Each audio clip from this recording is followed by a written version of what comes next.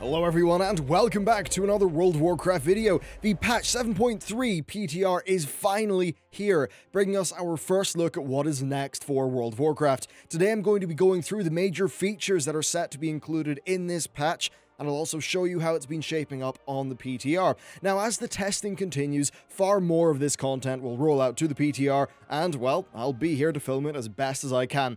Let's just get right into it though, starting off with Argus itself. Patch 7.3 takes place on Argus. After appearing over Azeroth after the events of the Tomb of Sargeras raid, we are finally ready to travel there on our new spaceship, the Vindicar. More about that later. After accepting our summons, we eventually arrive on one of the first new zones of the patch. You heard me right, zones. Argus is comprised of multiple zones, 3 to be precise. Think of it as being sort of similar to Vashir.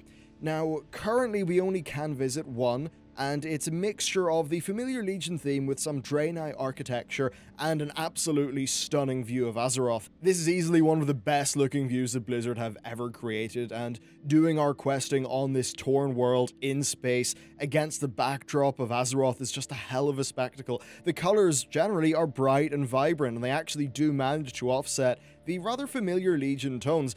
I will do a zone tour in the near future. I don't normally do them, but actually I think this really deserves it.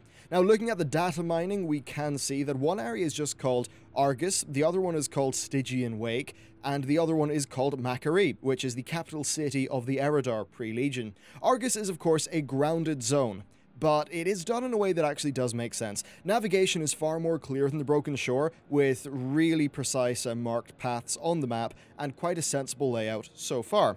To make up for this, Blizzard have created an instantaneous travel network with the Vindicar, so yeah, let's just go and talk about the Vindicar. Argus is not a particularly friendly place, but the Vindicar is a relative safe haven. Not only does it take us to Argus itself, but it also serves as our base of operations, giving us access to a few different mechanics and the fast travel network. It operates similar to flight points, but with an instantaneous teleporter, so we get the game design benefits of being on the ground, and perhaps even faster travel than what we would have had if we were flying. So far, the teleporter locations are quite well spread out, and I don't think that travel will be annoying here like it might have been with, say, pre-flight Broken Shore. Okay, next let's talk about story, but in a non-spoiler way. So this patch is more narrative focused than 7.2.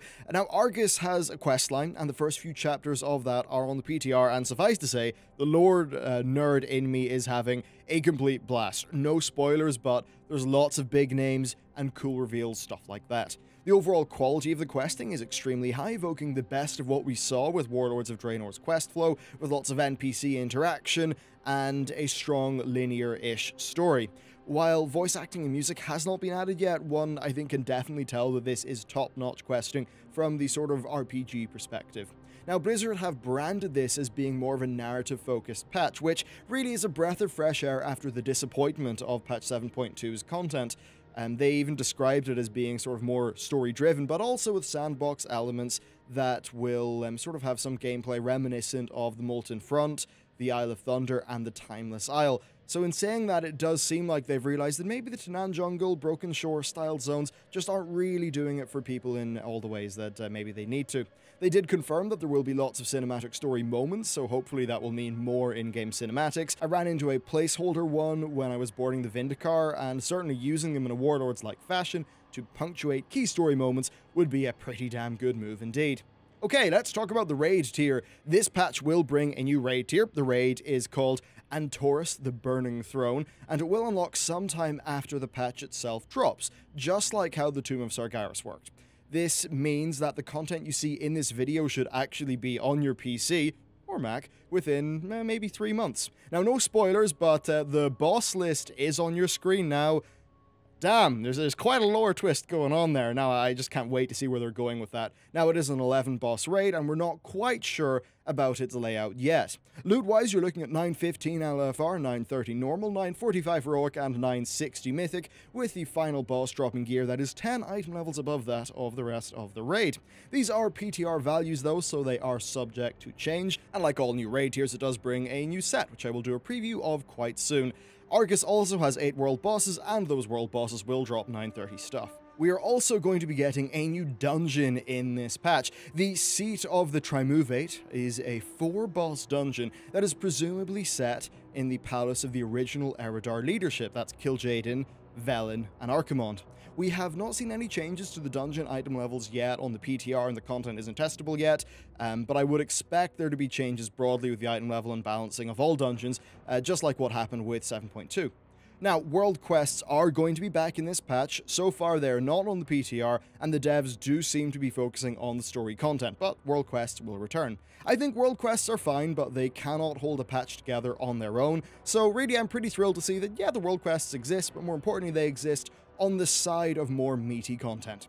We have a new feature coming called Invasion Points. They are not on the PTR yet, but they seem like quite a cool concept. These are designed to be replayable types of content where we go to fight the Legion off on other worlds. Looking through the data mining, we can see Invasion Rift entries for Blood, Fire, Forest, Ice, Islands, Luminescence, Marsh, Sand, and Swamp. These do seem like different biomes, and then they've called them Rifts, which evokes memories of Diablo 3, so perhaps we're going to have some procedural generation there. Maybe that would be in line with Blizzard's goal of these being replayable content. Okay, next, artifact progression. We are going to be further customizing our artifacts with a yet-to-be-implemented feature on the Vindicar called the Netherlight Crucible. It's going to allow us to customize our weapons' relics, but so far there is no word on artifact traits, AP or AK yet, and of course I will have a look at this as soon as Blizzard implement it. We also have new profession updates, so we have a new type of Obliterum called Primal Obliterum, and we also have Epic Gems. We also see new entries for crafted gear. As an example, there is now an Imperium set for the blacksmiths, and there's, of course, a new ore called Imperium, so it looks like these will be superseding the current crafted gear instead of just, another 10 Obliterum upgrades. And then finally, for the main new things that we've heard about, new animations. So we once again are going to be seeing Blizzard work on improving the look and feel of the game, and this time they'll be bringing fresh animations to all mage specs, resto druids, elemental shamans, resto shamans, all 3 pre-specs, though currently Shadow is not on the PTR yet. I will do a full preview of these soon and film it all cinematically so it looks cool, but I'm definitely quite excited because I know the 7.2 updates really helped make my Marksmanship Hunter look and feel like good to play. Blizzard have also said that there will, of course, be improvements to existing game systems, so one would assume that's referring to the general item level balance of Legion, the existing artifact weapon progression, things like Mythic Plus. One thing that we don't see so far is class-specific content in this patch, and I think that's quite good because they can focus all of their resources on making Argus great for everyone, rather than splitting it up and doing like 12 or 13 small bits of content. Now, data mining does point to new mounts and pets, as well as a lot of new models, including new variants of the Naru, Eridar, and many different demons. So what are my impressions on this? Well, to be honest, they couldn't be stronger. This immediately feels far, far better than 7.2 did. The visual presentation is some of the best work they've ever done, and an increased focus on high-quality world content like this new campaign is exactly what I wanted after really the letdown of patch 7.2. Stepping out of the Vindicar for the first time, you actually feel like there's something different going on. It's like one of those awe moments. Yeah, there is fell green stuff there, but overall it's just a really visually impressive location, and it's easily the best thing they have made visually in Legion, without a doubt. As far as the content goes, they're saying all the right things, and I do find it funny how close some of my wishlist video was. I talked about multiple regions, a focus on story, alien landscape, and some sort of new interesting feature, which of course, invasion points. Of course, we do need to see what the systems are like, and it's only day 1 of PTR testing, so we should not jump the gun.